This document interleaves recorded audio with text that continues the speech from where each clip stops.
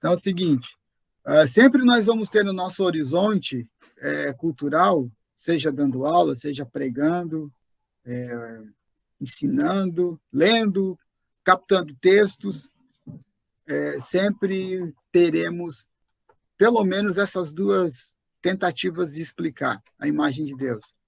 Arminista, luterana, entram outras também, a católica, a calvinista, bom, e várias que vão aparecendo. Mas ao menos essas duas eu vou destacar, tá? Ao menos essas duas que são as mais conhecidas, talvez, nossas. Bom, são doutrinas básicas para entendermos o ponto central dessa disciplina. Portanto, a antropologia teológica é uma possibilidade metodológica para lermos os fatos históricos e mitos da criação das culturas dos povos expostos no texto bíblico. Lembrando que nos textos bíblicos não apenas existem as culturas, a cultura judaica, né? Existem ao menos 3 grandes culturas, né? A sumeriana, a cultura egípcia e a cultura judaica, né? São as 3 grandes culturas que acabam formando o centro do Oriente Médio. E tem uma outra grande cultura persa, né, também, que é uma cultura zoroastrista. Se eu não estou enganado, lá no final do livro vai falar dessa cultura. Pai do seu irmão Renato. Então, só aqui para vocês terem uma noção do que virá ainda. Bom, na aula passada, nós vimos o testemunho, vimos o testemunho, que pode botar um artigo, vimos o testemunho da teologia histórica, e aí tem a opinião católica, romana, a opinião reformada, que pode colocar o luteranismo, o calvinismo junto, nessa visão reformada. Tem algumas divergências, né? Algumas não, várias, mas essa cultura reformada, então, aqui a gente aglutina as duas. Opinião socianista e arminista. Né? Então, são sobre a doutrina que orbitam os conceitos, ou seja, o conceito está dado, imagem de Deus, e aí existem esses planetoides ao redor orbitando, né? Sempre tentando definir ou pegando para si, se apropriando do conceito, dando a sua definição, obviamente puxando a brasa para a sua sardinha, sempre. Há uma tendência, então não. Quando eu falo tendência, é justificar que a sua é a certa e a do outro não, uma certa ortodoxia. Bom, ficou pendente, né, a opinião pelagiana, que nós não conseguimos na aula passada. Então, avançaremos posterior no conteúdo da disciplina. Nosso objetivo hoje, então isso aqui é muito importante, nosso objetivo hoje é explorarmos os termos imagem e semelhança nos textos originais. É um grande desafio, tá? Novidade, Kézia. Novidade. Dea, Kézia que está ouvindo o teu prato e está comendo, né? Está jantando, Kézia? E o fone é bom, né? Capta longe, já diminui o máximo da sensibilidade. Imagina se eu colocar total. Pega o barulho do mar. Grande praia, né? Praia do, vocês sabem. Ela já parou. Agora ela vai lá falar com a mãe dela.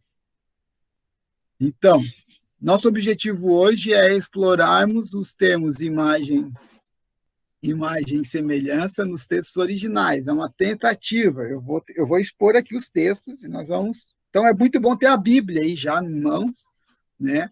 Se vocês tiverem alguma curiosidade, algum versículo, um texto, o que significa imagem de Deus em Romanos, por exemplo? Imagem de Deus aos Hebreus, ou no Gênesis. Daí nós vamos examinar um por um. Tem uns que eu tenho separado aqui, e se por acaso surgir alguma dúvida aí, tá?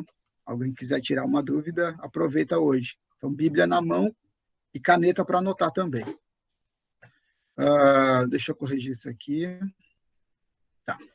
Possibilitando aos estudantes, no caso nós, né, caminhos para possíveis conclusões referentes ao conceito frente à língua nativa dos autores dos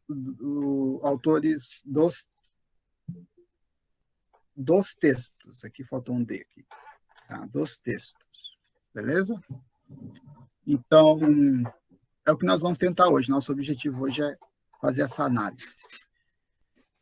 Vamos lá. Bom, da semana passada ficou o Pelágio, né? Os pelagianos. Esse nome, pelagianos, refere-se ao sistema doutrinário de Pelágio, né? Cujos pontos principais que diferem a ortodoxia normal são os seguintes. Então, Pelágio é um teólogo, eu não me lembro as datas dele, deixa eu ver se eu tenho aqui irmãos aqui mais rápido, acho que. Deixa eu ver se ela... Não é esse. Depois eu olho, se for o caso, se tiver curiosidade, mas também pode anotar e pesquisar quem é ele. Eu não lembro as datas dele. Mas é um teólogo que tinha uma visão bem diferente dos teólogos luteranos e dos teólogos católicos, né? Uma visão muito particular. Bom, então vamos a alguns pontos dessa doutrina. Primeiro, letra A.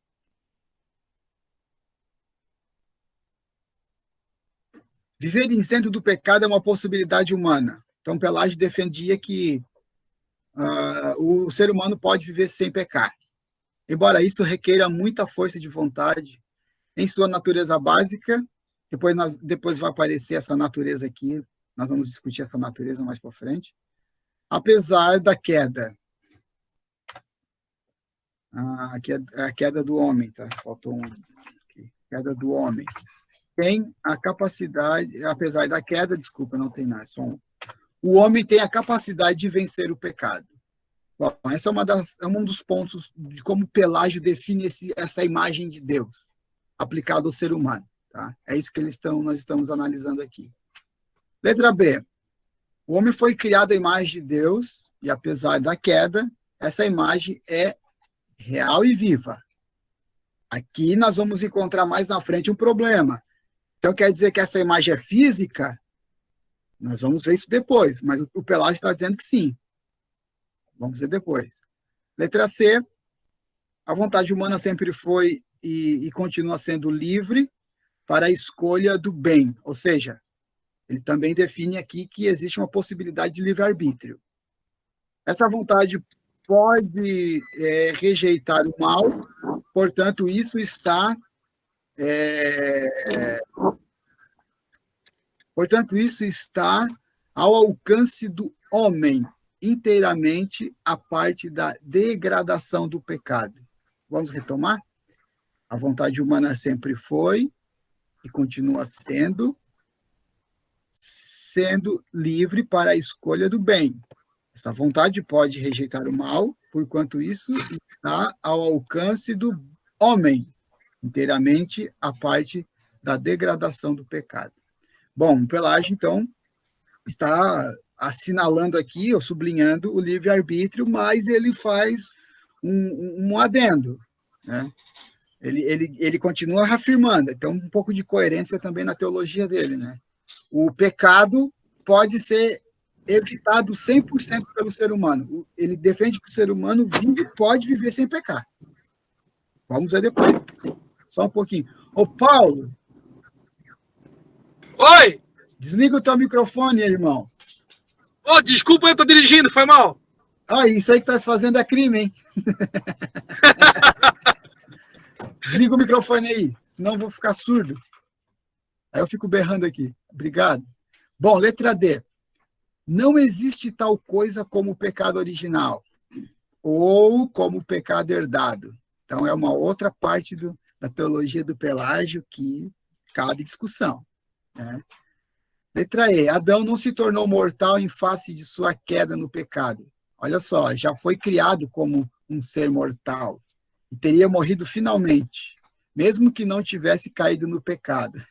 Então, aqui é outro ponto da teologia do Pelágio, que cabe discussão. Tá? Eu não vou entrar nos detalhes aqui, porque eu não sou especialista em teologia pelagiana, mas como ficou pendente da aula passada, é importante a gente saber que tem essa visão ao nosso alcance, e cabe a nós também ler esse tipo de conteúdo, mesmo que esteja muito diferente daquilo ou daquela teologia que nós estamos acostumados a ouvir, mas vocês não podem esquecer que tem essas vertentes, e essas vertentes não estão aí por acaso, tá? Elas atendem a um grupo. Bom, para encerrar a letra G, o homem foi dotado de perfeição original, né? E aí essa perfeição aqui, ó, nós poderíamos analisar ela, que tipo de perfeição é essa que morre?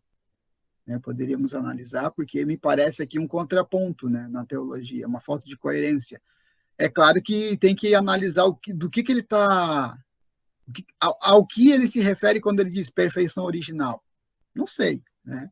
Mas ele está dizendo que o homem foi dotado de perfeição original. Bom, por isso que ele então defende que o pecado pode ser evitado 100%? Provavelmente. Mas se o salário do pecado é a morte, logo o homem morre porque peca. Então ele não consegue viver isento do pecado. Bom, essa teologia do Pelágio cabe uma bela discussão, né? Mas enfim, não é agora que nós vamos fazer isso. E pode manter a mesma, ou seja, ele continua dizendo que a perfeição, eu, enquanto ser humano, posso ser perfeito na presença dos homens, na presença de Deus, na presença da sociedade, eu posso ser perfeito. Né? Enfim, é a teologia dele. Né? E mesmo que venha a perdê-la, poderá recuperá-la e viver completamente isento do pecado. Aí isso aqui está na página 185 do texto do Dr. Champlin, que é Enciclopédia de Teologia e Filosofia. É um material resumido, não tem um aprofundamento, mas para o que se presta nessa aula, ele vem a calhar para nós. Tá?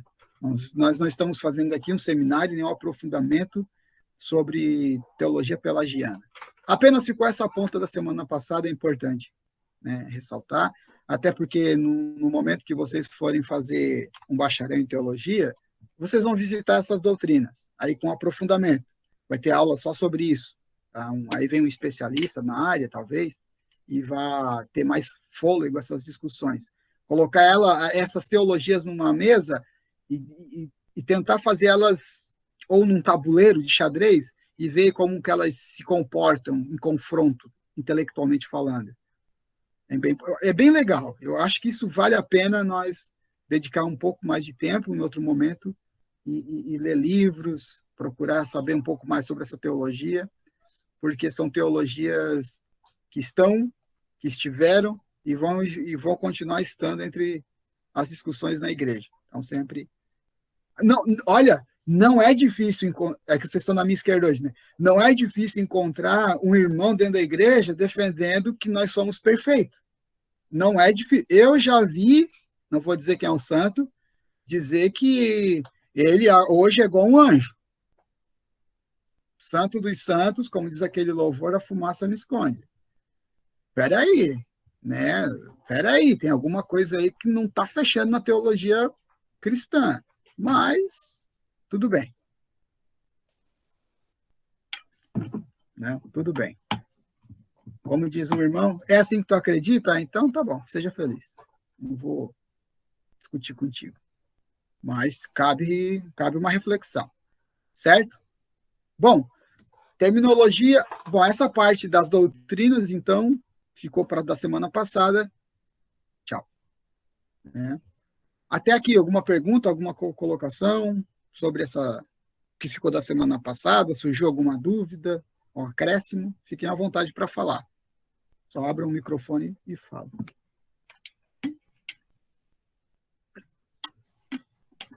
Não? Então, vamos em frente.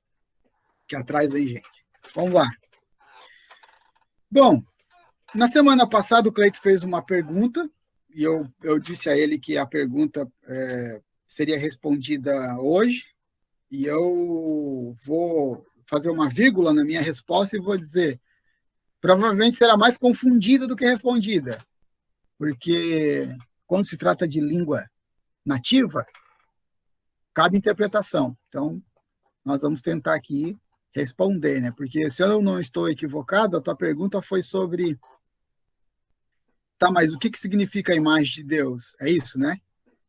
Foi basicamente isso que tu perguntou, né, Cleito? Ou quer reformular? Ou fazer novamente? Eu devo ter esquecido. Não, a minha pergunta foi referente à aplicação do termo, né? Isso. Imagem e semelhança de Deus, quando usada para mensagens triunfalistas, né? Sobre imagem e semelhança de Deus. Essas mensagens triunfalistas, elas acabam retirando, como já está ao longo da aula já relatando, a falibilidade do homem, né? Que o homem é falho. E por isso que eu citei o texto de Gênesis capítulo 5, né? Onde fala sobre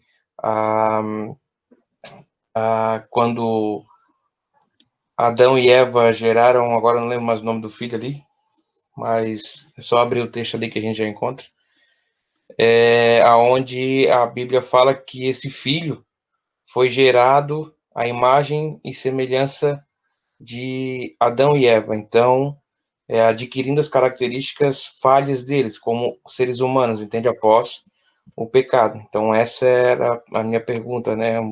Pedindo então uma definição um pouco mais ampla sobre a questão imagem e semelhança de Deus no momento da criação, né, confrontando essa questão da mensagem triunfalista.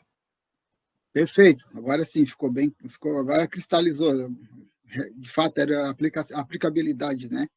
Bom, eu penso, então, contigo, com os nossos colegas aqui de sala, que um pouco da teologia pelagiana acaba um pouco respondendo, né, essa questão do triunfalismo. Não respondendo, porque tu não fez a pergunta sobre o triunfalismo, tu fez a pergunta sobre a aplicabilidade do conceito, mas para vocês, o Cleito traz a nossa discussão, essa sombra da teologia triunfalista é um pouco também da sombra da teologia pelagiana. É uma teologia que coloca o ser humano num patamar de semideus, né? Semideus. E isso é politeísmo. E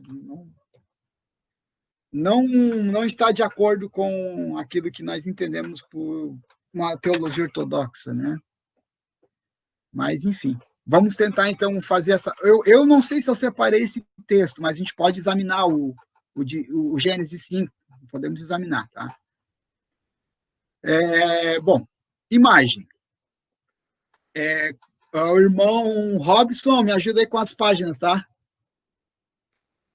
Beleza? Vai falando aí pro povo as páginas, que as minhas é tudo diferente de vocês. Vamos lá. Ó, ali já aparece uma página 45, provavelmente é outra. O vocábulo hebraico, conforme está no livro, tá?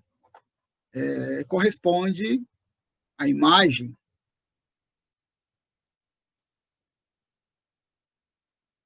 Tu botou o texto ali, Cleito? Deixa eu ver. Tá, beleza. Depois vamos olhar esse texto aqui no hebraico, para ver como é que está a palavra imagem ali. O que a gente consegue extrair dessa palavra ali no hebraico? O vocábulo hebraico corresponde... Bom, só fazendo uma ressalva que é muito importante, aí quem acaba assistindo essa aula depois no YouTube, os caras estão estudando hermenêutica. Não, é aula de antropologia teológica.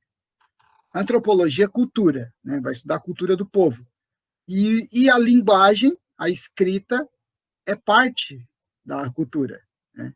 Então, temos que falar da linguagem, temos que olhar o idioma nativo e como eles escreviam e, obviamente, fazer hermenêutica, até uma exegese, para entender o sentido do que significa a imagem para aquele povo. E nós vamos tentar aproximar a nossa ideia disso. Vamos saber? Eu sinceramente, eu não tenho pretensão de dar a palavra final. Porém, nós vamos ler no original para ver o que a Bíblia diz. No original, quando eu falo, é a língua grega e a língua hebraica. Aí nós vamos ver um por um aqui, tá? Vamos lá. O vocábulo hebraico, então, corresponde à imagem. No português, tislen, e aparece cerca de 30 vezes nas escrituras do Antigo Testamento. Essa palavra grande aqui, veterotestamentário, é Antigo Testamento. Tá? Vétero é de velho, né? De antigo, vétero. Né? No futebol, os veteranos. Agora vocês se ligaram, né? Os veteranos. É daí que vem, tá? Veterotestamentário. Então, o Antigo Testamento, né? A teologia ali da Este, eles gostam de trabalhar, e outros teólogos também, né? Vocês vão ouvir, às vezes, falando o Primeiro e o Segundo Testamento. Então, mas é uma linguagem acadêmica. Aqui a gente vai usar veterotestamentário ou antigo mesmo. Outros termos cognatos, de Tislen ou Teslen, vamos conferir no original? Então, vamos. Estava louco para chegar nessa parte. Página 41, pessoal. Aí está.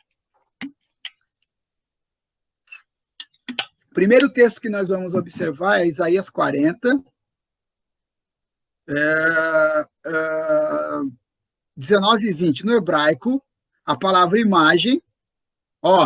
Aqui nós vamos começar, então, a entender algumas coisas. Né? Pecel, ídolo, vírgula, imagem, derretida, deriva-se, desculpa, já estou pensando lá na... chegou a secretária, pessoal. Chegou a dona, hein? Deriva-se de pansal. Isto é trabalhar ou esculpir, certo? Então, imagem dá a ideia de uma reprodução. Uma reprodução. Mas o que nós temos que aprender no hebraico, aprender com a cultura, é que cada texto desse, cada conceito desse, dentro da frase, ele tem um sentido. Vamos, outro texto. Êxodo 32 e 4. No hebraico, maseká, metal derretido, imagem fundida. O termo aparece cerca de 25 vezes. Olha só, com o significado de imagem fundida. Aparecem outros que têm outro sentido. Essas imagens eram feitas derramando metal fundido dentro de um molde. Bom, a EPOS utilizou o Dicionário Internacional de Teologia. Ele está aqui na nossa tela, já vou compartilhar com vocês. Tá? Do Antigo Testamento, da Vida Nova, na página 1228. É um calhamaço, isso aqui, ó. Esse calhamaço aqui, ó, de quase 2.000 páginas, deve ser. Não chega a 2.000, mas é 1.800, 1.780 e poucos aqui. Tá? Então, eles usaram esse texto aqui para sustentar essas afirmações. Bom, vamos ver o que o texto propriamente diz. Eu tenho ele aqui na tela, deixa eu ver. Onde é que ele está? Está aqui. Já mudou aí para vocês ou não? Já, né? Tá, deixa eu ver, mudou de novo. Eu consigo ver também. Sim.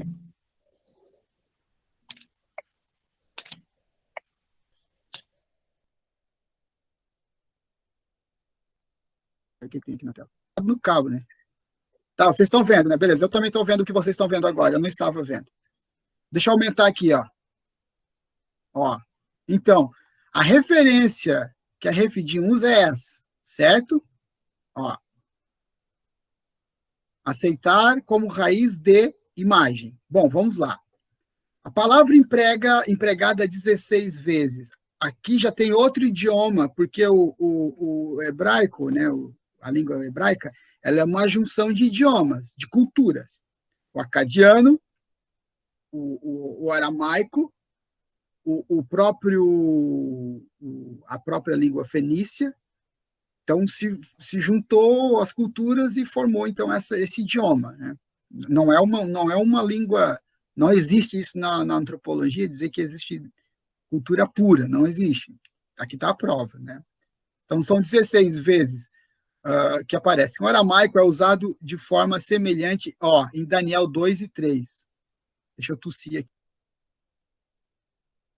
O que nós estamos fazendo? Nós estamos desvendando, desmistificando, lendo, pesquisando, esmiuçando o conceito imagem dentro da cultura judaica. O que significa, como se aplica, né? Tira daqui e se aplica onde? Então, cuidado.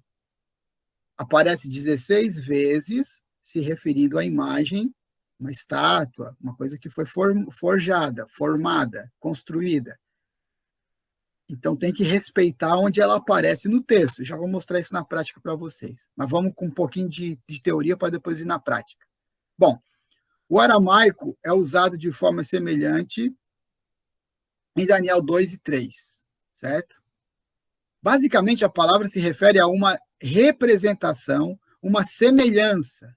5 vezes diz respeito ao homem como ser criado à imagem de Deus. Então, vejam, não são muitas vezes. Não são muitas. Então, são 5 vezes que aparece a palavra imagem no Antigo Testamento para referir-se ao quê? A imagem de Deus. Tá? Então, isso tem que... Porque quando aparece, por exemplo, em Daniel, quando aparece em Samuel, tem que ver o contexto da frase. Está falando de criatura humana ou está falando de imagem, de escultura, de ídolo? É usado o mesmo conceito, a mesma palavra, mas tem o sentido, a etimologia, né? Etimologia vem de etnias, culturas, culturas simplificadas, não são culturas complexas, não, mas o seu vocabulário tem um sentido para aquele povo, para outro já não tem. Então, por isso que a etimologia, quando fala a etimologia da palavra, tem que falar de qual povo essa etimologia vem. Eu já vi muitas pessoas aplicar a etimologia da palavra Deus. Tá, mas a etimologia de qual povo? Porque etimologia fala de um povo, de étnicos. Né? Então, não pode sair largando palavras soltas ao vento para achar que o sermão ficou bonito. De bonito não ficou, porque não explicou. Quando usar um conceito que a igreja não é acostumada, abre-se um parênteses e explica. Porque, senão, às vezes nem a gente sabe o que está falando. Né? Então, é bom explicar. Tá? Ó, 2 vezes designa as cópias em ouro dos ratos e inchaços que afligiam os filisteus. Veja bem, gente. Veja bem. Já não tem nada a ver com imagem que vem na nossa cabeça. Não tem nada a ver. Tá? Por quê? Porque ela deriva de uma raiz, opel. Na maioria das vezes, refere-se a um ídolo. Na maioria, não é uma unanimidade. Então, assim, ó, muito cuidado quando for dizer que a mesma palavra que aparece nos filisteus, ali em Samuel, é a mesma que está lá em Gênesis. Pode ser a mesma palavra escrita, a letrinha, mas o sentido não é o mesmo. Então tem que ter esse capricho de ler todo o contexto. Não sei com quem que eu estava outro dia numa aula que esse é o perigo de pregar temas, né? Pregações temáticas. Vou pregar imagem e semelhança de Deus. Cuidado. Aí tu vai definir semelhança ou imagem, no caso aqui é imagem, né? Nem sempre se refere a uma criação de Deus, ou seja, nem sempre está falando do ser humano. Tem horas que aparece até como ratos aqui, ó. Então tem que ter cuidado. Tá? Bom. Bom, professor Frank. Oi. Explica para nós aí Salmos capítulo 8, versículo 4 e o 5. Fala sobre a criação do homem, né? Uhum. Se o irmão puder dar uma olhada. Salmos 8, 4 e o 5. Tá, qual é a dúvida? É que fala que o homem foi feito um pouco menor do que os anjos, né? Ah, tá. Deixa eu chegar no original, que aí me pede esse texto, a gente olha no original para ver o que o texto está falando sobre esse menor que os anjos. A chave aqui é menor que os anjos. O que significa menor em hebraico? Acho que essa é a chave para a gente pesquisar. Eu já vou abrir o original aqui. Tá? Bom, existem diversas palavras empregadas para designar ídolo. Né? Aí eles pedem para ver outros verbetes aqui. Algumas a semelhança de Gilu, refere-se ao formato, outras como rebel, né, vaidade. Ó. Olha como é legal quando a gente começa a aproximar da língua. Já começa a dar vontade de começar a rever tudo que a gente leu para formatar alguns sermões que às vezes se perderam por falta de alguns conceitos chaves para ligar, né, as ideias. Mas, enfim, essa parte é mais para vocês verem que tem que ter o cuidado que quando aparece um texto, uma palavra dentro de um texto, não quer dizer que ela significa a mesma coisa, por exemplo, como o texto que o irmão Paulino trouxe aqui, ó, do Salmo. Tá? Bom, já vamos ver isso aí, agora. Vou tirar aqui. Está aparecendo o Word aí para vocês, né? É isso? Um Word? É, né? Tá, estou vendo ali. Tá, deixa eu ver o que eu preparei aqui para baixo. Tá, mostrar o PDF do dicionário. Beleza, já fiz. E agora sim, a Bíblia Boma, os léxicos. Eu gosto de falar léxico. Eles ficam no léxico, Fran, não é léxico. Eu gosto de falar léxico. De Strong. A Strong é bem americano mesmo, de Strong. Dá uma enrolada que fica bonito. Tá? E outra coisa, quando vocês for ler esses nomes gregos aqui, ó, lê como está aqui, ó. Não tenta inventar. Aqui, ó, homioses e deu, é isso aí. Dimute, é isso aí. Mas não é. Eu não sou grego, eu não sou especialista em grego, eu falo como está ali, não interessa. Importa que eu consiga passar o que eu quero. E o que eu quero é o que o texto está dizendo, que é para mim passar, porque eu preparei antes, né? Mas vamos lá, então. Vamos ver agora na Bíblia o que significam esses conceitos. Tá? Estão vendo a Bíblia? Deixa eu ver. Então, vamos para o texto do irmão Paulino. Salmos. Opa. Salmos. Aqui, Salmos 8. Eu não anotei, desculpa. 4, versículo 4 e o 5. 8, 4 e 5? Isso. Tá. 8, 4. Agora deixa eu escolher a Bíblia aqui, porque não é qualquer uma que ele abre. Aqui. Ó. Conseguem ver? Eu não consigo aumentar, tá? Esse é o tamanho. Esse é o tamanho. Não dá para aumentar mais que isso. Tá? Cadê? Ó, que o homem. Que é o homem? É esse texto? Esse. De que te lembres. E o filho do homem, que o visites. Fizeste-o, no entanto, por um pouco menor do que Deus. É isso? E de Depende glória. da tradução. Tem tradução que diz que é um pouco menor do que Deus, por isso que eu estou fazendo essa pergunta. Porque é estranho, né? Tradução de trocar Deus por anjo, nossa, é uma tradução bem diferente, né? Eu estou com uma versão católica da Paulus que diz quase igual aos anjos. Quase igual aos anjos? Diminuiu. Nossa. Tá, vamos ver aqui o menor, então. Acho que o conceito-chave é esse. Vamos ver no original o que diz. Aí tu vem aqui e ela abre, ó. O que significa? Vamos ver. Qual é o conceito? Bom, faltar, estar sem, decrescer, estar faltando, ter uma necessidade. Aí tu junta tudo isso que significa e chega numa conclusão. Então, a palavra menor é ter uma necessidade, é estar faltando, é decrescer, é estar sem, faltar. Faltar, estar faltando, diminuir, decrescer, levar a faltar. Bom, o que o texto está dizendo ali é menor, quer dizer... Inferior. Oi?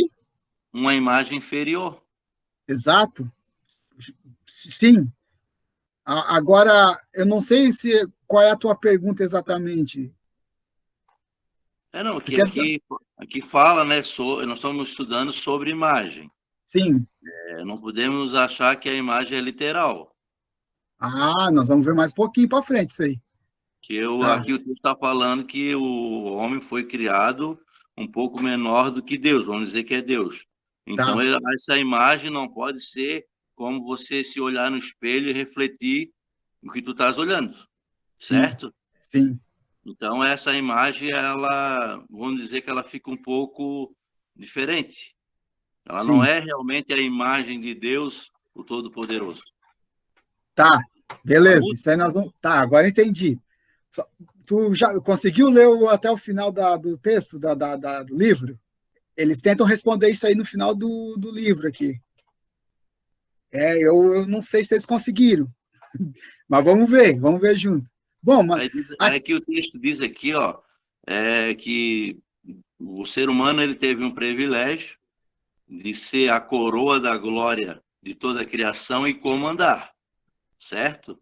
Sim. Mas o texto aqui vai dizer que essa imagem, ela é menor do que a imagem de Deus. Tá. Certo. Perfeito.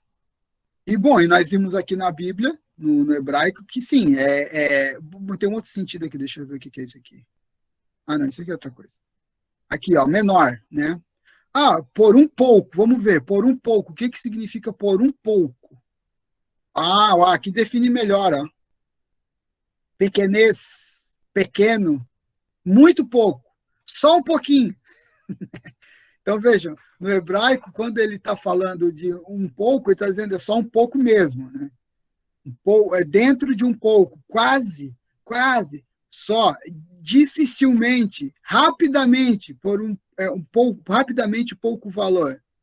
Então, o irmão Paulino, assim, eu tenho, não é preconceito, mas é um certo... eu não uso Salmo para quase nada nesse aspecto de leitura doutrinária. Por quê? Contém doutrina? Óbvio, contém. O problema é que o Salmo ele tem uma liberdade que os outros textos não têm. Ele é poesia. É inspirado, contém a palavra de Deus. Agora, o autor aqui tem uma liberdade poética, né? Porque, veja bem, um pouco menor que Deus, um pouquinho, só um pouquinho, né? Dá vontade, assim, de olhar para os outros e dizer, nós somos caras. Temos um exemplo, né? Quando Jesus, mudando de assunto, para nós entender, quando Jesus diz assim, eu não vos deixarei órfãos, eu mandarei outro, o Consolador. Esse outro, ele tem as mesmas características que Jesus. No original, Sim. O outro quer dizer que ele é igual. Ele só não vai estar presente na forma corpórea como Jesus andou na Terra. Mas Sim. ele faz o mesmo atributo que Jesus tem, o Espírito Santo tem. Isso enviarei outro Consolador. Aqui no caso, nós estamos falando sobre imagem. Aqui não está falando o ser humano será outra imagem de Deus. No caso, as mesmas características. Sim. Muda completamente, né? Muda porque ele não faz uma comparação, né? Não é isso que ele está fazendo. Não está comparando. Oi? Oi.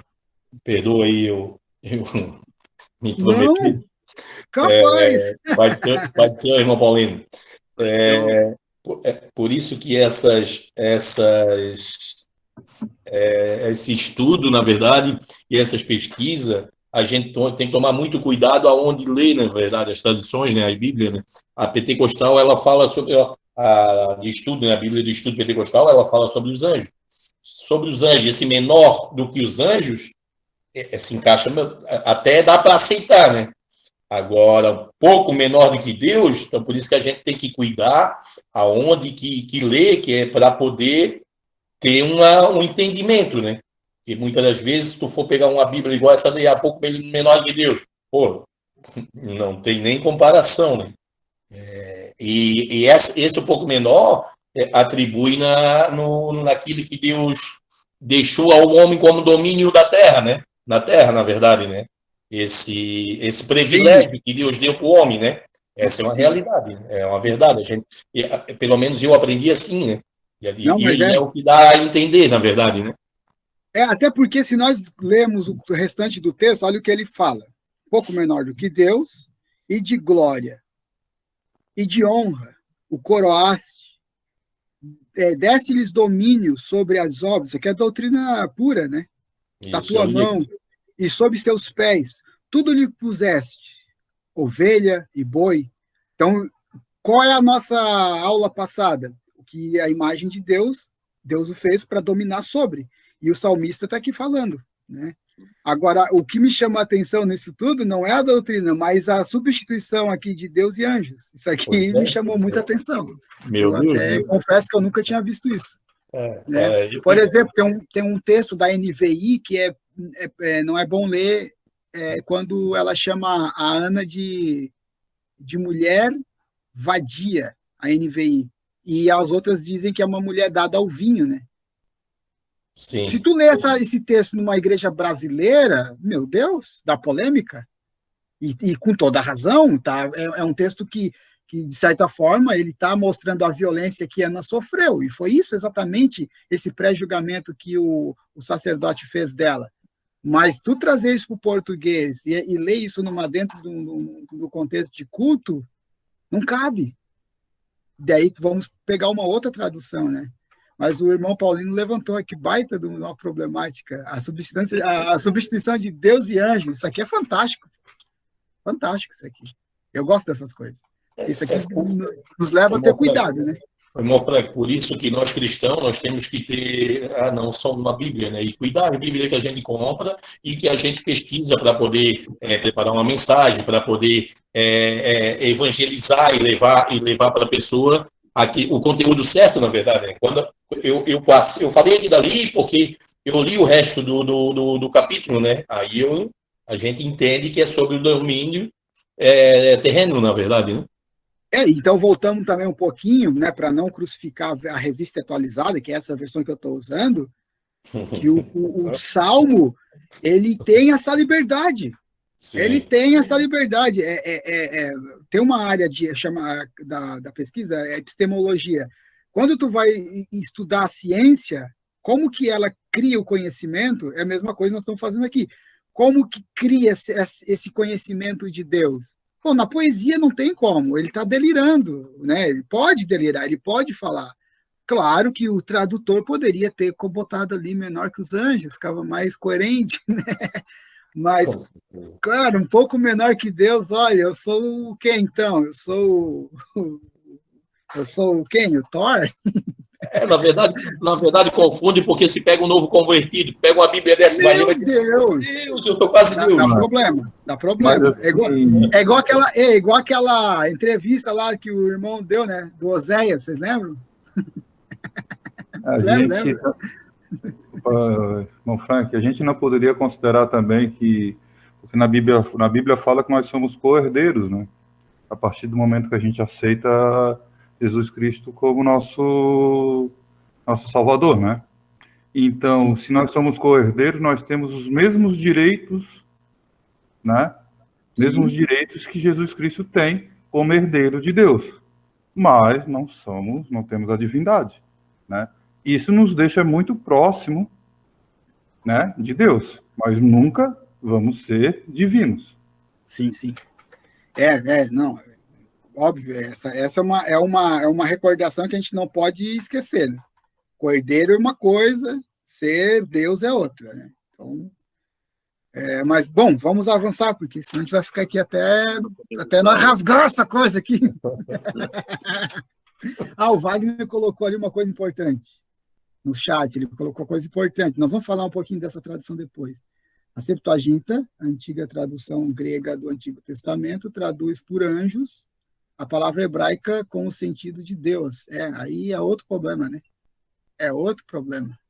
Por quê? Porque aí sofre a influência helênica, né? Aí é outro problema. Tanto que os judeus não aceitam essa tradução como uma tradução fidedigna, né? Assim como os árabes não aceitam outra tradução do Alcorão, a não ser a única, que é escrita em árabe, os judeus também só têm a Bíblia Sagrada para eles escrita em hebraico, e só o Antigo Testamento, óbvio, né? Mas é boa lembrança, Wagner, é isso mesmo. Eles fazem esse tipo de adaptação para o entendimento dos leitores, né? Aí depois, obviamente, Paulo vai em conta, óbvio, depois não, né? Bem antes, mas se vocês verem o próprio... Desculpa, tu tá corrigindo? Não entendi. Seria legal tu abrir o microfone e explicar agora. Não só a escrita que saiu errado mesmo, hebraica. Tá. Não, tranquilo. Então, o próprio Paulo tem essa dificuldade, né? De Frank, Oi. Só para ver como há muita divergência de traduções, eu tô com essa Bíblia na mão aqui, ó, a Jerusalém, que é considerada por muitos uma bem próxima dos originais aí. Uhum. E essa menção que tu fizesse, esse texto que estás apresentando na tela, ela apresenta o homem um pouco menor do que Deus, ela direciona para o nosso Deus, né? Uhum. Outra tradução apresenta como um pouco menor do que um anjo. E essa de Jerusalém diz assim, ó, quando veja o céu, a obra dos teus dedos, a lua e as estrelas que fixaste, que é o homem para eles, para te lembraste, é um filho de Adão para vires visitá-lo. E o fizestes pouco menos do que um Deus. Já muda, né? Tá, mas o Deus aí é o quê? Maiúsculo ou minúsculo? Minúsculo. Fechou. Perfeito. Aí sim. Aí tranquilo. Vírgula. Então ele tá reconhecendo o politeísmo. É outro problema. Maior ainda, né? Mas, bom, porque aí vai naquilo que o Wagner falou. Esse Deus aí é anjo, e anjo é Deus, com letra minúscula. Porque o teós, para eles, é diferente do sentido que nós absorvemos para a nossa cultura judaica cristã. Nós estamos muito mais perto do judaísmo do que dos gregos, quando a gente olha para Deus. A gente olha para Deus como único, como supremo, como inigualável. O grego não, mais um. De muitos. Então, é a outra. E a aula de antropologia justamente faz nós refletirmos sobre essas tradições. Diga, irmão Paulino. Quando Jesus foi questionado sobre a divindade dele, ele falou para os judeus: não leste no livro, está escrito, sois deuses? Não sei que texto que Jesus ele citou, mas ele disse, está escrito, sois deuses. É verdade. Para confundir a cabeça deles. Eu gosto disso, eu adoro essas coisas. Já leu essa passagem, Jesus falou para eles? Eu não lembro se eu li. Obviamente já devo ter lido, mas não lembro onde está isso. Jesus reivindica, diz que ele é o filho de Deus, e aí ele diz, quantos anos tem? Diz que viste Abraão, antes dele nascer, não tem nem 50 anos, aí ele fala essa passagem. Não está escrito, sois deuses? Aí o fariseu, cara, tudo atribulado. Caiu a pitanga dos bolsos, do bolso. Né? Bom, vamos ver mais alguns textos que eu separei aqui, que é do livro, né? Para a gente avançar. É bom assim, né? Eu gosto. Imagina nós ao redor de uma mesa, tomando um café, comendo uma bolacha, discutindo isso o dia todo. Né? Meu Deus, isso aqui é coisa boa. Deixa eu ver aqui outro texto que eu separei. Bom, vamos lá, semelhança, né? Bom, a palavra hebraica para o termo semelhança, na língua nativa, dimud, ou dimut, o que significa padrão, forma, imagem. O que na versão da Septuaginta, o termo parece... nós vamos ver. Vamos abrir o texto aqui, vamos ver. Homoiosis, que também denota semelhança, aparência, imagem. No grego, vol. A raiz, aí aqui o nosso livro. Que página é, irmão Robson? A minha é 47. Aí o texto está fazendo aqui as relações, tá? Eles fizeram questão de colocar as palavras em grego. 42. 42, beleza. Nós vamos conferir, vamos lá. Que isso aqui, ME, não tem esse livro na Bíblia. Deve ser Mateus. Mateus 23 e 27. Se eu esquecer, vocês me ajudem aí. Mateus 23. Vocês têm os textos aí? Me vê os textos para mim aí. Ih, agora travou. Ai, será que eu desliguei o meu HD aqui? Que essa Bíblia está dentro de um HD. Só um pouquinho. Não, tá ligado. Vamos ver o que significa ali no Mateus, se tem mais alguma curiosidade aí. Para todos que estão na aula, vocês estão vendo como não é fácil pregar, não é fácil pegar um texto e sair dando achismo para tudo quanto é lado. Não é assim que funciona. Não é assim que a banda toca. Precisamos ter o cuidado, examinar as escrituras. Mas eu não tenho acesso a esse conteúdo, irmão Frank. Bom, já temos um ponto de partida, que é o livro. Ele está dando esse ponto de partida. Tá, e qual é o próximo passo? Bom, não sei se o irmão Wagner tem alguma coisa em mãos ali para apresentar, ou encomendar com ele, dicionários, comentários, e aí a gente consegue. Pode falar, vai. Eu tenho aqui uns comentários muito bons, também livro focado, tem o Guia de Wilmington, muito bom, vai ficar fora aqui do Brasil, vai falar sobre, ele é um guia teológico, e eu tenho um guia também cronológico, muito bom. Aí ele entra com mais detalhes, porque daí vai falar sobre antropologia, vai entrar em cada ponto, assim, realmente das doutrinas, né? Sim. Muito bom.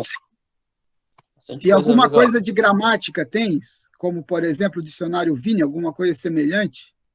Não, realmente, dicionário não. Tem aí História Judaica também, né, que é um livro muito bom que eles lançaram agora, mas eu não tenho, não estudei ainda. Eu procuro recomendar mais o que eu realmente utilizo bastante como pesquisa. Sim. Então, que eu não leio muito, assim, eu também recebo indicações, né, para sugestões, mas esse ainda eu não li também, não sei se é tão bom quanto esse da CPAD da História Judaica. Sim. Mas o Guia de Wilmington é muito bom. Tá, deixa eu ver aqui o texto. Então, é o seguinte, essa é a porta de entrada, as aulas, as discussões, só que não pode ficar só nisso, porque não vamos, então, avançar nessas discussões, né? Então, tem que ter material. Tem que ter material. Por isso que eu sou a favor, eu faço campanha mesmo, contra o aumento de 12, 19%, 20% do aumento dos livros. Não pode aumentar, não pode ser taxado. O livro tem que tirar essa taxa, tem que ser taxa zero para livro, porque já é muito caro. Vai comprar um livro a R$100, R$200 um livro, um dicionário desse aqui, ó, é uns R$300. Como é que eu vou comprar um dicionário desse de R$300? Como é que é? Eu vou pagar luz e água como? Não dá.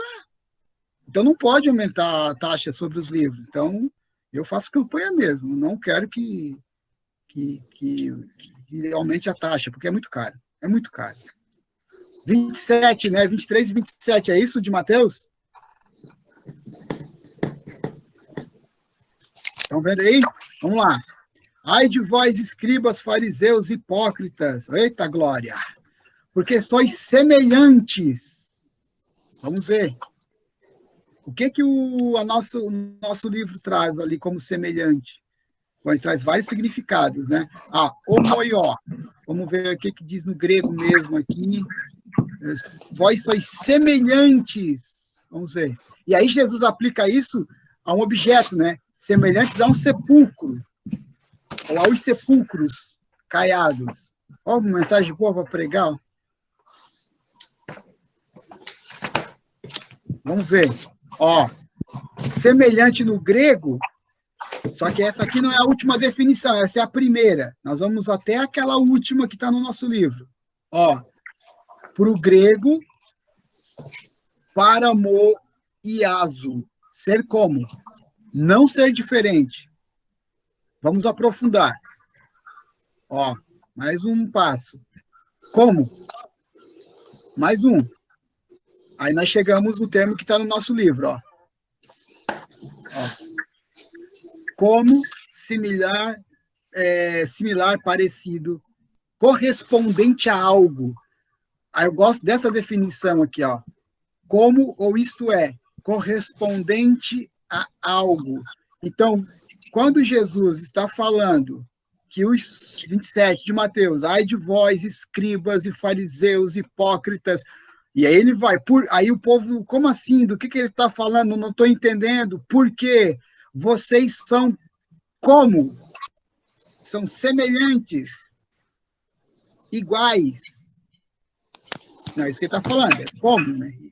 Aos sepulcros caiados. Então, a palavra semelhança no grego, nesse texto, significa ser semelhante. Tá? Ai, não era para apagar. Vamos ver outro texto que eu separei. Algum texto aí do Novo Testamento que vocês querem conferir? Aproveitem. Deixa eu ver outro texto aqui. Ó, igualar, tornar-se igual, semelhante. É isso que significa o termo homoion, que nós já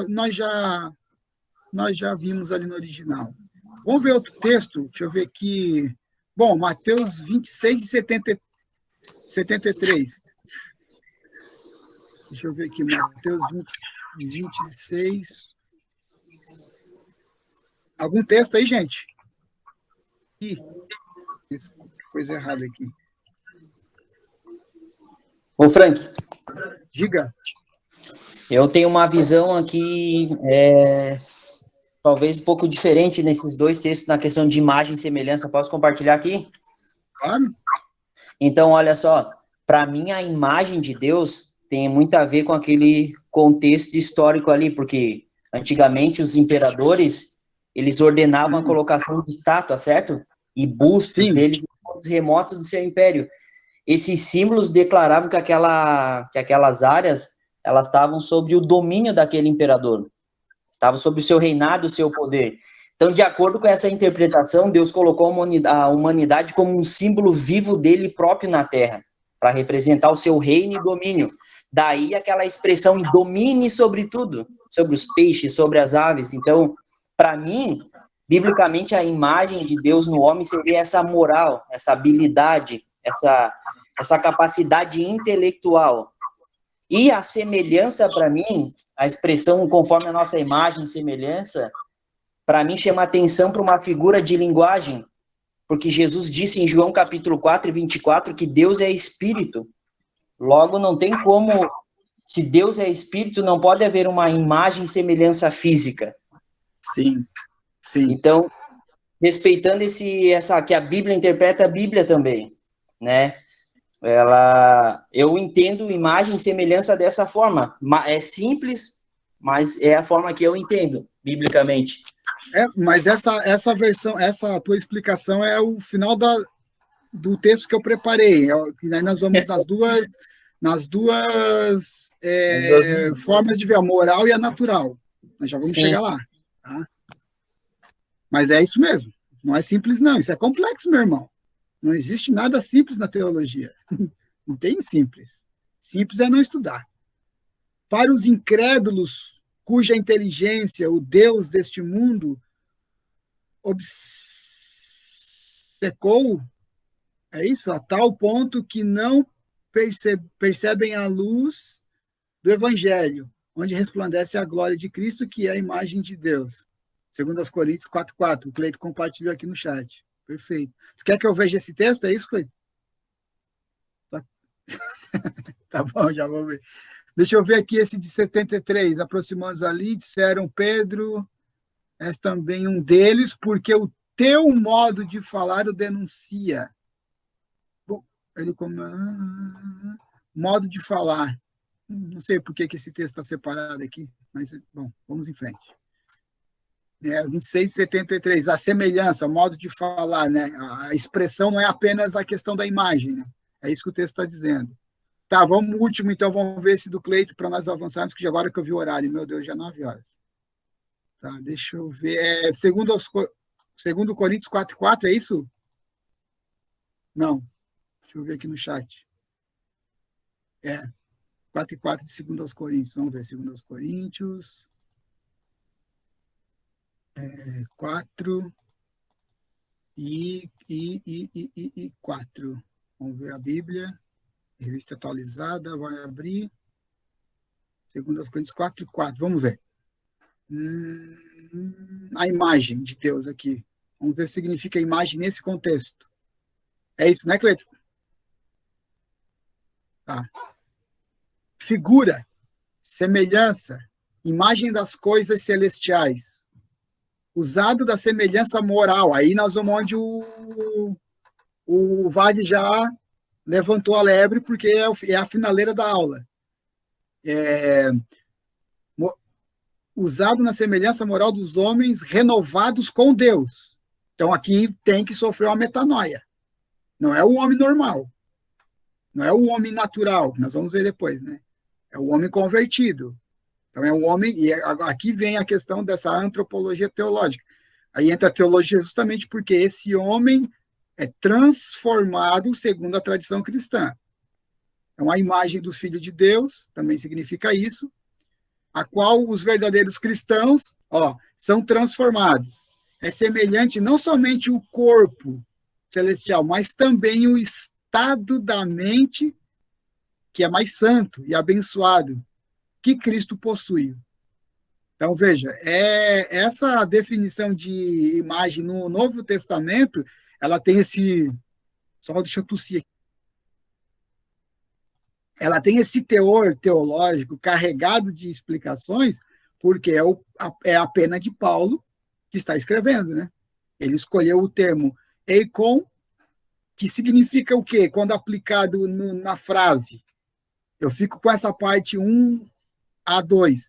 A imagem do Filho de Deus, o qual os verdadeiros cristãos são transformados. É semelhante não somente ao corpo celestial, mas também ao estado de mente mais santo e abençoado que Cristo possuiu. Então, respondido, Cleito. Essa Bíblia aqui é boa. Tirando aquele texto lá, irmão Paulino dos Anjos. É que ela tem 613 versões aqui. Eu escolho aqui o que é mais fácil lidar com o grego, né? Geralmente, pode procurar, tem outras várias aqui que vai arrumar esse crime teológico. Vamos lá, vamos para o nosso roteiro. Para chegar onde o Wagner falou. Bom, agora sim, o que não é imagem de Deus? Vamos lá. Não é a semelhança física. A palavra, nós já vimos, Teslin, imagem, não quer dizer que o homem foi criado representando a forma física de Deus. Por quê? Porque qual é a forma de Deus? Vai. Que Jesus deixou bem claro, né? João capítulo 4, versículo 24. Então lê aí, varão. Parece que eu leio? Claro. Eu com a NVI, que eu gosto da NVI. Só não lê o texto de Ana, senão eu te excomungo aqui da sala. Depois eu vou achar lá para ler. Não entendo. Achou já? Isso, leia. Lê aí. 4:24 de João. Porque Deus é espírito. E é necessário que os seus adoradores o adorem em espírito e em verdade. Então, qual é a forma física de Deus? Não é isso que o texto está falando, né? Então, o que não é imagem de Deus? Não é uma forma física. Agora, vamos abrir mais um parêntese. Já vamos fechar, porque está gravando. Cuidado com os ídolos. Não, Deus não aceita esse tipo de culto. Vamos aplicar na idolatria pós-moderna, não são apenas as imagens esculpidas, é aquilo que tira nós do foco. Ou seja, fica entre nós e Deus. Né? O que pode ser? Fica para pensar, pode ser qualquer obstáculo que desvia o estado das coisas que a Bíblia apresenta como o sentido do culto único a Deus. A gente, quando fala isso, claro, né? Eu não, mas a maioria das pessoas já lembram dos católicos, porque tem aquelas imagens. Não. Eu penso em algo maior do que isso. Ô, Frank, Oi? o conceito bíblico de idolatria ele é bem mais largo, né? Olha esse texto do apóstolo Paulo, acho que ele contribui bastante. Olha o que ele diz, se tratando de idolatria, fugindo para imagens. Ele diz assim, ó, saindo da questão da imagem, que é basilar. Porque muitos há dos quais muitas vezes vos disse, que são inimigos da cruz de Cristo, cujo fim é a perdição, cujo Deus é o ventre e cuja glória é para a confusão deles, que só pensam nas coisas terrenas. Olha o que ele diz, cujo fim é a perdição, cujo Deus é o ventre. Então, o conceito bíblico de idolatria ele é muito mais amplo, muito mais largo. Tem uma palavra grega para isso, que é idiota, que é aquele que só se preocupa com o próprio umbigo. Isso. É uma palavra fantástica, né? Idiota. Mas veja, tira, exatamente, foge dessa postura da idolatria física, né? Que a gente está acostumado a apontar. Por quê? Porque quando eu fujo dessa, eu encontro as minhas. Esse é o problema. Não é só o Deus lá que é anjo. Tem outros problemas também. E eu penso que esse é um problema reflexivo que nós temos que reconhecer esse problema e resolver, porque ele é solúvel. Não dá para dormir com esse barulho, né? E Paulo, e obrigado, Wagner, por a tua leitura, porque ela define exatamente aquilo que eu estava tentando explicar. Bom, um aspecto notável da criação do homem é a imagem de Deus no homem. Não diz respeito à forma imediata, isto é, a partir da matéria existente, mas da formação por originação, cujo vocábulo que embala esse sentido é Baram, criou Deus, pois o homem à sua imagem e semelhança. E eu não sei se vocês já perceberam as mitologias cristãs que existem, né, várias, que pintam esse Deus como ser humano.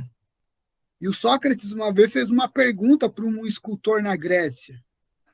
Por que fazes Zeus e os outros deuses com braços de homens, pernas de homens, ventre de homens, cabeça de homens, e até o rosto de Zeus é o rosto de um conhecido homem, que é aquilo que o Wagner, não sei se foi o Wagner que falou dos imperadores, né? Aí o escultor disse, aí ele não deixou eu responder, ele disse, então vem cá, aí passou um cachorro, né? Quer dizer, então, se aquele animal tivesse a possibilidade intelectual de fazer um Deus para ele faria um cão? Isso aí não é Deus. Deus não pode, e aí ele deixa o cara e sai. O Sócrates ele não foi convidado a se matar por acaso, é que ele fazia a pergunta e a missão da vida dele era destruir a mitologia grega, né? Os deuses. Ele não acreditava naquilo. Ele achava que aquilo era falta de entendimento, de conhecimento. E a pergunta que ele fez, quer dizer, se o cão pudesse, então, fazer, ele faria um cão como um deus, então Deus é um cão? E aí o escultor, porque a discussão é que quando eu reproduzo uma imagem de um Deus, na verdade é o meu alter ego. Eu estou reproduzindo o Deus que eu idealizei. E essa é uma baita discussão. Nós idealizamos o Yahvé, o próprio Cristo, nós idealizamos. Nós não corremos, a partir de hoje vamos, né, para a Bíblia, para ver se o Cristo que eu criei é o Cristo bíblico. Aí tem o Cristo lá, que o irmão Cleito já ressaltou na aula passada e ressalta novamente hoje, e é pertinente, triunfalista. O Cristo um Cristo filho de Silvio Santos, que só dá dinheiro para a galera vai para a igreja só para ficar rico, a igreja acaba sendo o cofre do tio Patinhas. Então, esse Cristo tem a ver com a Bíblia? Passa no crivo? É um Cristo que não vê pecado em ninguém? É um Cristo que não vê o erro de ninguém? Então, o Sócrates perguntaria, tá, isso aí é Deus? Isso aí? Ou é aquilo que tu quer que ele seja? Então, essa é a discussão que quando nós estamos estudando os termos, os conceitos, a cultura, o próprio modelo doutrinário que existe dentro dessas teologias antropológicas, antropologia teológica, é para fazer esses questionamentos. É para provocar o desconforto. E nós que estamos estudando, e claro, né, coitados que vão ficar do nosso lado agora, porque a gente não aguenta um barulho desse, a gente quer compartilhar, a gente quer conversar, a gente quer ajudar, porque tem muitas pessoas caminhando com um Cristo que não existe. Eles criaram. Ou alguém criou e está vendendo como um produto. Eu não vou entrar no mérito, mas poderia. Poderia entrar no mérito. A criação de religiões como mercadoria. E tem um livro aqui muito bom sobre isso. Esse camarada aqui, ó. Aqui, ó. A Economia das Trocas Simbólicas. Esse é um baita livro. É um baita livro. Ele fala sobre o mercado no campo religioso. E ele não fala da recente igreja, ele fala de uma igreja mais antiga, né, do século XX. Então, não é uma discussão nossa, não estou falando do nada. Né? Gente, tem que encerrar, já é 9 horas. Bom, vamos ver. A posição canônica da imagem e semelhança de Deus. E é aqui onde vem, Wagner, aquilo que tu estava falando, ó, faculdades intelectual, que no caso está dentro da imagem natural. Né? Eu coloquei aqui, vamos ler algumas citações do nosso livro. Né? As faculdades cognitivas são aquelas que dão ao homem a capacidade racional, perspectiva e intelectual, conforme Gênesis 2:19. Deus criou o ser humano com a capacidade de raciocinar, pensar e, inevitavelmente, tirar conclusões e tomar decisões à semelhança de Deus, porque os animais, por exemplo, o pardal, quando amanhece o dia, ele não vai chegar lá e hoje eu não vou ser pardal, hoje eu vou ser um João de Barro. Não vai dar certo. Não vai dar certo. Nós podemos não fazer as coisas que a gente costumeiramente faz e nos distancia daquilo que é o nosso objetivo. Então, por quê? Porque dentro dessa imagem natural, né, nós temos também o livre-arbítrio. É uma das essências distintivas dos seres racionais, em detrimento aos irracionais. Temos também a espiritualidade do ser humano. Deus é espírito e, como tal, o processo de comunhão com Deus só pode ser feito através da espiritualidade do ser humano. Não dá para comprar? Não. Não dá para, assim, por fora, dar uma barganhada? Negativo. Não dá. Essa parte aqui é uma parte que eu não sei. A imortalidade. A Bíblia relata que só Deus tem a imortalidade, conforme Timóteo 6,16. Isso parece excluir a ideia da imortalidade humana. Mas é evidente pelas Escrituras que o ser humano é imortal, em alguns sentidos da palavra. O sentido é que somente Deus tem a imortalidade como uma qualidade essencial. Só Deus tem essa. Então, tem em si e de si próprio. Ao passo que a imortalidade do ser humano é uma dádiva derivada de Deus, conforme Eclesiastes 3:11, Gênesis 2:7, Mateus 10:28. Conforme o nosso livro, na página 52, pode ser que seja outra página. Tá? Então, vamos lá, mas não vou comentar, porque o horário já era. Também a gente pode retomar isso lá na igreja, não tem problema.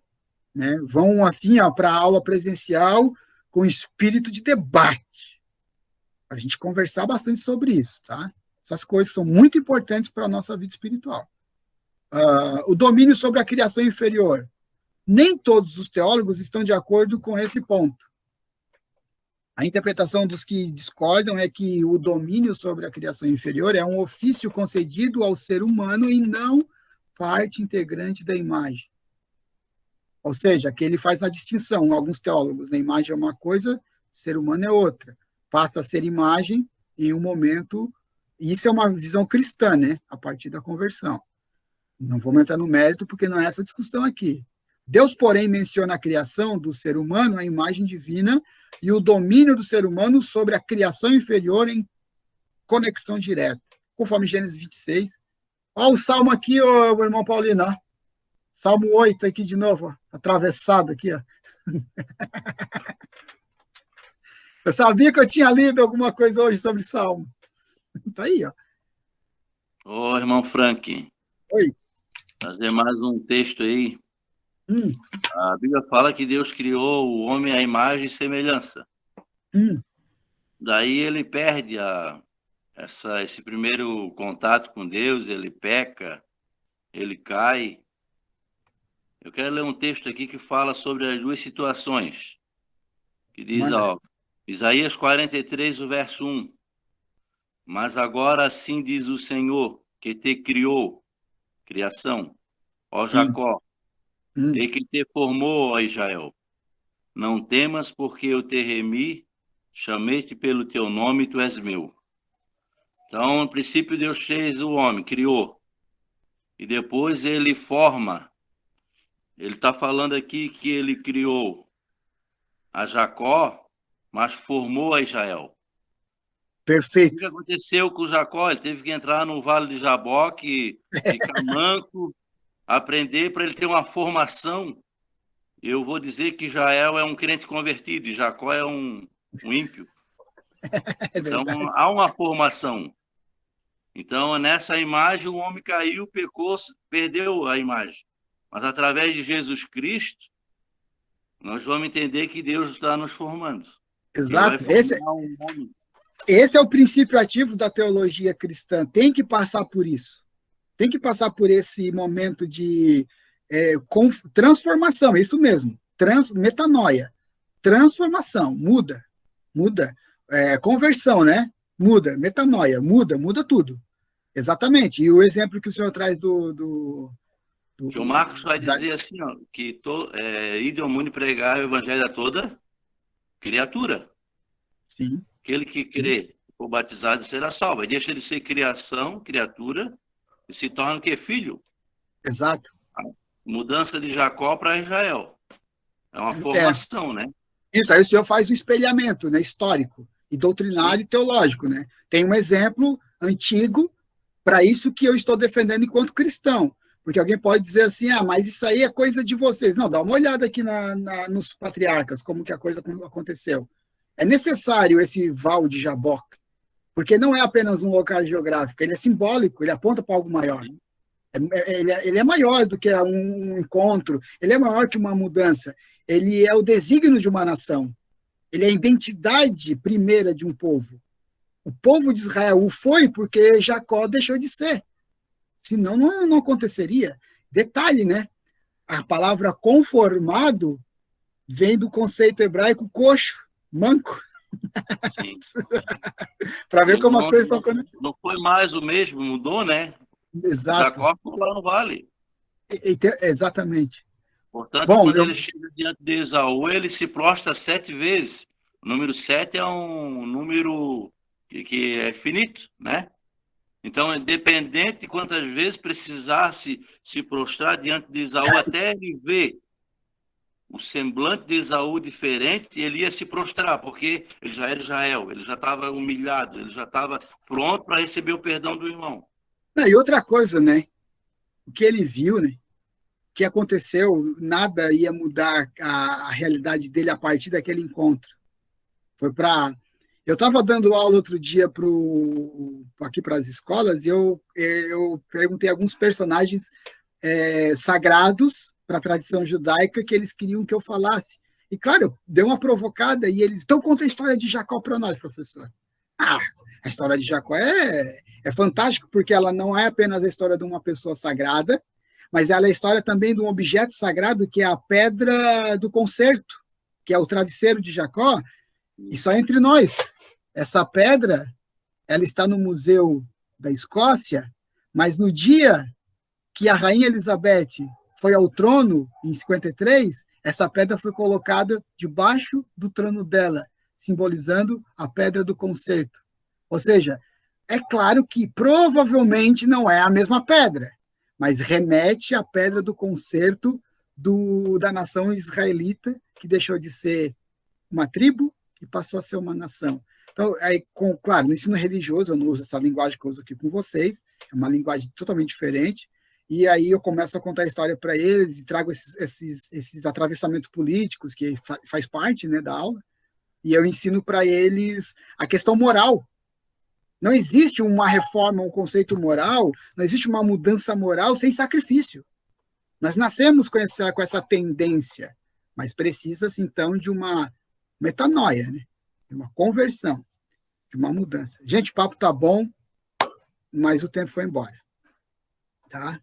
Semana que vem eu não sei o que vai acontecer, se é aula aqui, se é lá na igreja, não lembro, confesso que não lembro, mas depois o nosso coordenador fala para nós no grupo ali, certo?